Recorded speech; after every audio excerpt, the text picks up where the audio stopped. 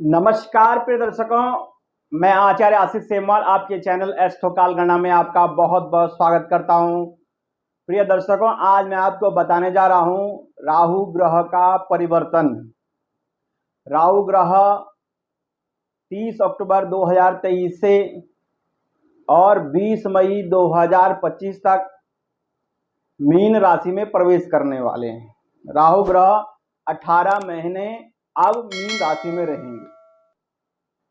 तो ये राहु का राशि परिवर्तन कैसा रहने वाला है कुंभ राशि वालों के लिए।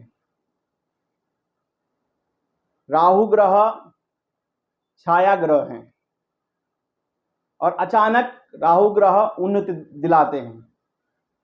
जीवन में अचानक ही सब कुछ होता है।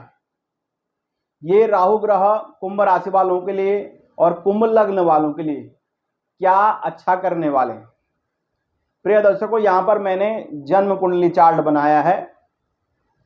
जहां पर 11 अंक लिखा हुआ है वो आपकी राशि है कुंभ राशि, और कुंभ राशि के ऊपर ही शनि विराजमान हैं, यानी आपके ऊपर शनि की साढ़े साती भी है।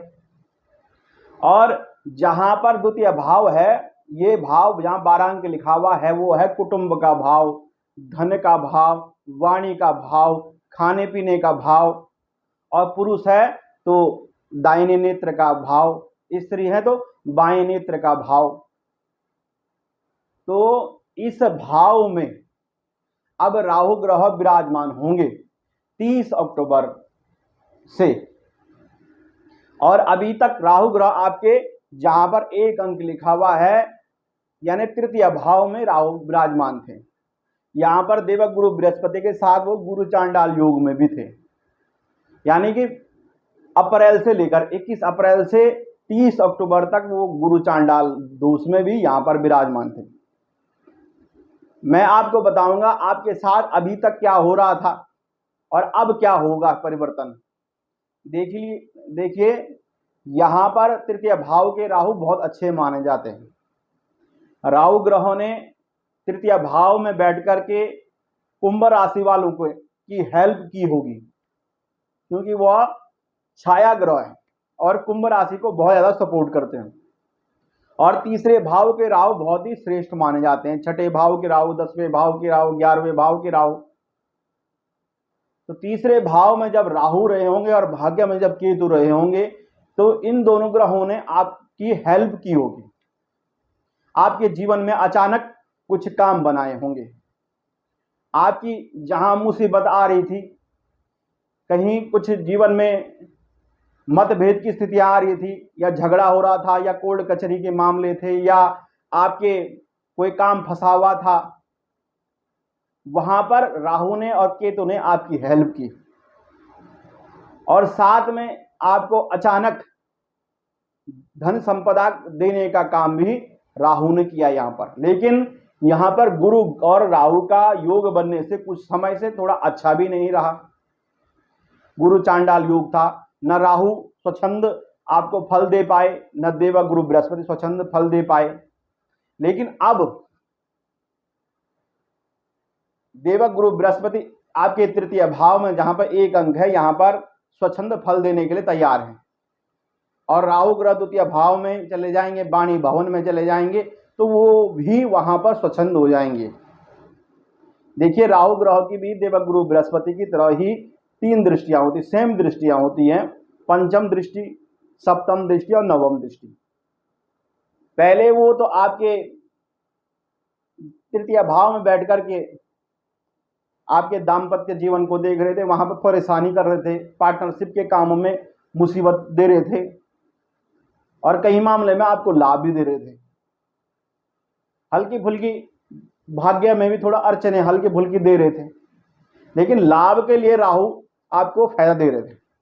लेकिन अब राहु ग्रह द्वितीय भाव में बैठ करके आपके छठे भाव को भी देखेंगे, जो शत्रुओं का भाव है, साथ में रोग का भाव है, कर्जे का भाव है, मामा का भाव है।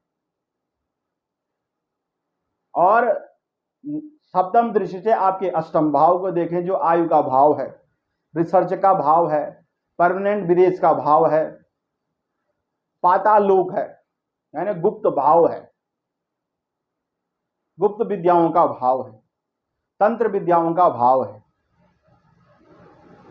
शोध का भाव है।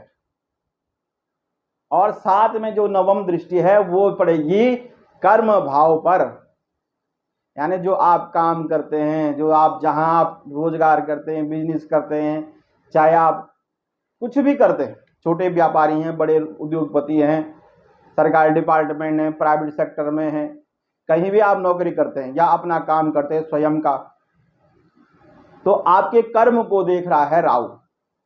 और द्वितीय भाव में बैठ करके राहु, सबसे पहले तो द्वितीय भाव के राहु इतने अच्छे नहीं माने जाते। मैं आपको बड़ी बड़ी बातें बोलूं और आप खुश हो जाएं और मेरे वीडियो को आप ज़्यादा से ज़्यादा शेयर करें, ये मैं कतई ही नहीं चाहता हूं। जो बात सत्य है वो सत्य बात मैं आपको बताऊंगा। सत्य बात थोड़ी कड़वी भी लगती है।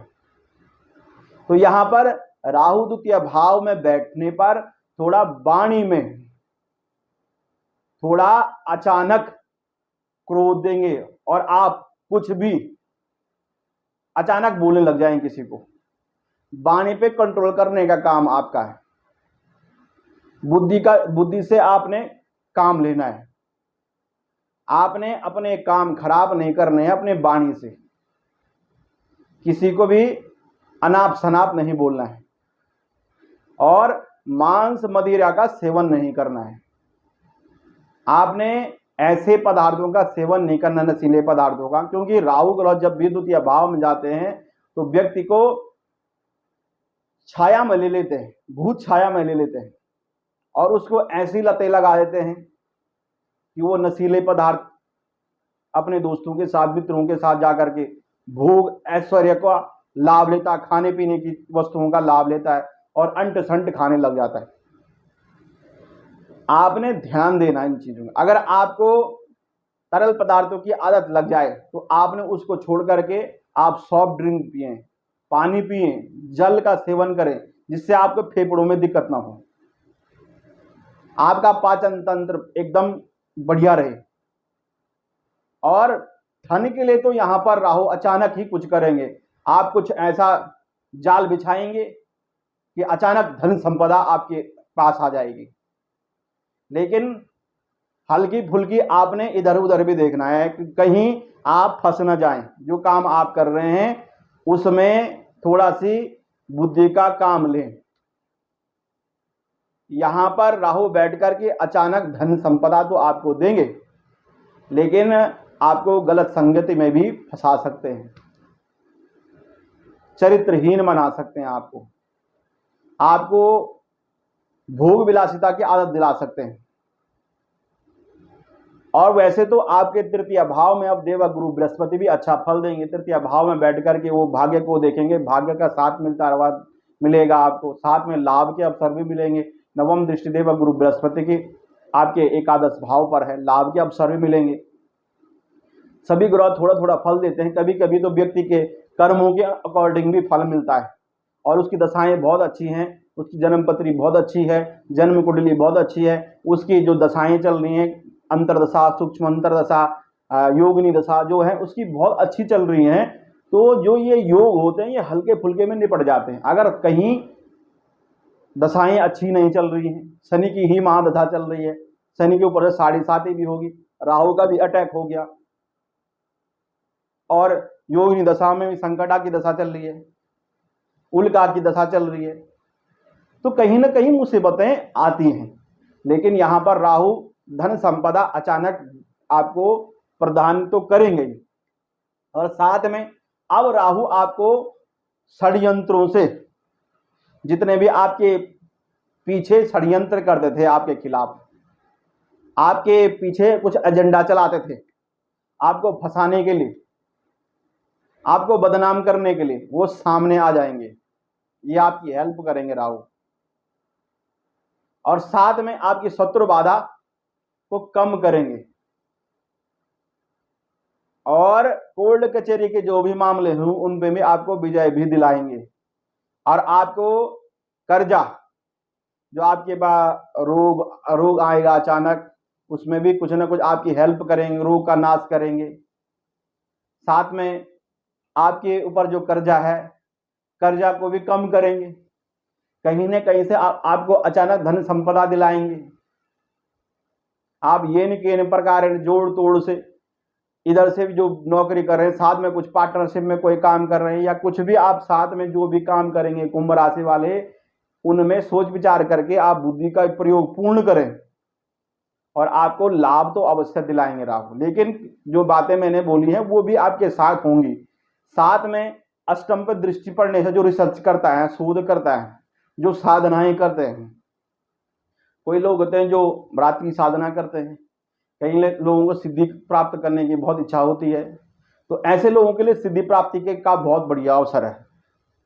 और आपको लगेगा किसी ने आपके ऊपर तंत्र साधना कर दी है, ये भी आपको भ्रम लगेगा, माया जाल लगेगा। जब आपके कोई काम रुक जाएंगे अचानक, तो आपको लगेगा मेरे ऊपर किसी ने तंत्र कर दिया है, तो आप तंत्र के पीछे आपकी रुचि बढ़ेगी। और साथ में अगर रिसर्च करता है, जो विदेश में रहते हैं, परमानेंट विदेश में रहते हैं कुंभ राशि वाले, उनके लिए बहुत अच्छा है, आप शोध अवश्य करेंगे। और रात्रि काल में शोधकर्ता अध्ययन करें। राहु का बल जो है रात्रि काल में ही होता है। रात्रि काल में अगर आप साधनाएं करेंगे, चाहे आप शोध करेंगे, तो ज्यादा बुद्धि आपकी एक्टिव होगी। और कर्म को लेकर के यहां पर कर्म को लेकर के आपकी नोक झोंक हो सकती है, अपने सीनियर जूनियर से वाद विवाद हो सकता है। आप ऐसा व्यवहार ना दिखाएं अपने ऑफिस में या बिजनेस में, जो भी आप काम करते हैं अपने व्यवहार को ठीक रखें, क्योंकि यहां पर 8 अंक है आपके कर्म में, तो यहां पर मंगल का अंक है, साथ में शनि की भी 10वीं दृष्टि यहां पर पड़ेगी आपके कर्म में, और राहु की भी 9वीं दृष्टि पड़ेगी। अचानक तो कुछ होगा, आपकी उन्नति भी अचानक हो सकती है, आपके कर्मों पे डिपेंड करता है। आप अच्छे कर्म करेंगे, धार्मिक कर्म करेंगे, साथ में दान पुण्य करते रहेंगे, तो आपके अचानक उन्नति के योग बनते हैं। लेकिन कहीं ना कहीं अगर आप अपने व्यवहार को ठीक नहीं रखते हैं, आप अपने चरित्र को ठीक नहीं रखते हैं, तो आपको अपने कार्य क्षेत्र में या किसी को गाली गलौज कर देते हैं आप वहां पर अपने ऑफिस में, तो यहां पर आपको नुकसान भी देखने को मिलेगा। अन्यथा राहु ग्रह कर्म में दृष्टिमान, जब भी दशम भाव पर दृष्टि मारते हैं या दशम में बैठते विराजमान होते हैं, तो पिता को लेकर के, पिता के साथ अनबन होने की पूर्ण संभावनाएं बनती हैं। साथ में पैतृक संपदा में भी कुछ दिक्कत आती है, और अचानक धन संपदा बनने के योग दशम भाव में राहु करते हैं। जो व्यक्ति संघर्ष करता है, थकता नहीं है, मेहनत करता है, जो पाप ग्रह हैं, ये राहु छाया ग्रह जो हैं, जब भी ये दशम भाव में बैठते हैं तो व्यक्ति को अधिक से अधिक मेहनत करनी चाहिए। यहां पर दृष्टि है, शनि की भी दृष्टि है कर्म पर, तो आपने अधिक से अधिक मेहनत करना है। शनि कहते हैं क्योंकि आपकी राशि में बैठ करके हर एक काम को लेट करेंगे, डिले करेंगे आपके, जब आप चाहेंगे तब कुछ नहीं होगा, जब शनि चाहेंगे, जब राहु चाहेंगे तब होगा। अब इसलिए आप कर्म पे ध्यान दें, मेहनत करते जाएं, वो मेहनत आपको आपकी सफलता के नजदीक ले जाएगी। और आप दूसरे को देकर परेशान ना हो कि वो ज्यादा धन कमा रहा है, उसकी ज्यादा उन्नति हो रही है। आप ये विश्वास करें कि आप भी सफलता के नजदीक हैं, आपको भी सफलता मिलने वाली है। अगर ये आप अपने अंदर धैर्य बना के रखेंगे तो आपको भी सफलता मिलेगी। आपने एक दूसरे को देकर के परेशान नहीं होना है। अब उपाय बताता हूं मैं आपको राहु के। विदेश से जुड़े हुए मामलों से भी आपको लाभ होगा। शेयर मार्केट से धन संपदा का आपको फायदा हो सकता है, क्योंकि कुंभ राशि वालों को क्यों ज्ञान अथाह होता है, घड़े के समान, अमृत के समान उनके अंदर आइडिया होते हैं, तो वो अपने धन को बढ़ाने के लिए काफी साइडों में अपना बिजनेस बिछा के रखते हैं, तो आपको लाभ मिलेगा अचानक पैसे का। तो आप अपना काम करते रहें, सफलता आपकी पीछे खड़ी है। अब उपाय देख लीजिए, अपने अपने कुल के देवी देवताओं को कतई नहीं भूलना है। ज्यादातर लोग शहरों में रहने के बाद अपने कुल के देवता, ग्राम देवता, स्थान देवता सबको भूल जाते हैं, इष्ट देवताओं को। इनकी प्रसन्नता के लिए, भैरव की प्रसन्नता के लिए, अपने ग्राम देवता की प्रसन्नता के लिए आप इन देवताओं को जाकर के, जहां भी आपके देवता हैं, पितृ देवता जहां भी हैं, उनकी प्रसन्नता के लिए दान पुण्य करें। साथ में चांदी का छत्र, जो चांदी का छत्र होते हैं भगवान जी के ऊपर, वो अर्पण करें अपने देवी देवताओं को, जो कुल के देवता हैं, उनकी छाया से। क्योंकि छाया, राहु छाया ग्रह है। अगर राहु को प्रसन्न करना है तो छाया, जिनकी छाया आपके ऊपर है, जिनकी कृपा है, पितरों की छाया है, कुल के देवताओं की छाया है, बड़े बुजुर्गों की छाया है, सबका आशीर्वाद आपके ऊपर है, जिनकी शक्ति आपको अपने अंदर लगती है, उन शक्तियों के लिए आप कुछ करें। वहां मंदिर में जाकर के आप एक चांदी का छत्र चढ़ाएं, तो आपकी सफलताएं, जो भी कोई भी रोड़ा आपका कामों में कुछ भी परेशानी देने वाला व्यक्ति होगा, वो अपने आप ही किनारे हो जाएगा और आपकी सफलता पे सफलता आप करते रहेंगे। प्रिय दर्शकों, ये उपाय जरूर करें। हनुमान जी के दर्शन करें मंगलवार के दिन भी, और साथ में शनिवार के दिन भी आप ये करते हैं। सूर्य को अर्घ्य दें और अपनी छाया, तेल रखें एक लोहे की कटोरे में और अपनी छाया उतारें और उसको दान करें। ये करते रहेंगे तो आपको लाभ रहेगा। मृत्युंजय मंत्र, क्योंकि आपके पास शनि की साढ़े साथी है, मृत्युंजय मंत्र का ओम त्र्यंबकम यजामहे सुगंधिम पुष्टिवर्धनम उर्वारुकमिव वंदनान् मृत्योर्मुक्षीयमामृतात्, इस मंत्र का आप जप करते रहें, इससे आपको लाभ होगा। अभी के लिए प्रिय दर्शकों, मुझे अनुमति दीजिए। नमस्कार, जय माता दी।